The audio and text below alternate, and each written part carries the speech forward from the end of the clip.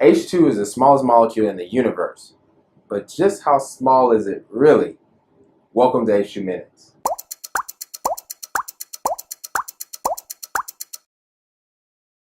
H2 is 50 picometers wide. A picometer is 1/1,000,000th of a meter. To grasp how small that is, let's do a little experiment. I need you to pull out a single strand of hair. Well, I might need some assistance. Okay, so look at your hair.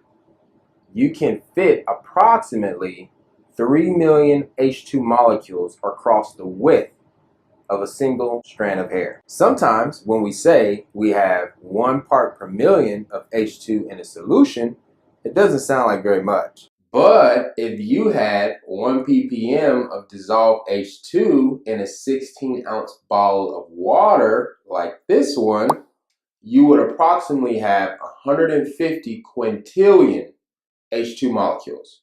That is 150 followed by 18 zeros. To break it down even further, there's approximately 2 quintillion H2 molecules in a teaspoon of hydrogen water measuring at 1 ppm.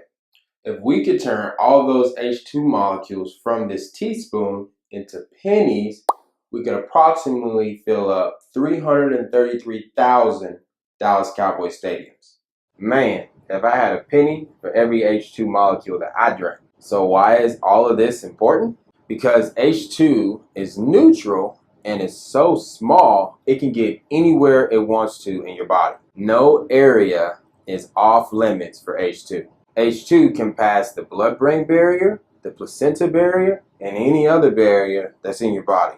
This is important because 20% of the oxygen we breathe goes directly to our brains. 2 to 4% of all the oxygen we breathe turns into free radicals, which makes our brains very susceptible to oxidative stress. Things like glucose, sodium, alcohol, nicotine, and some drugs can get through to our brains.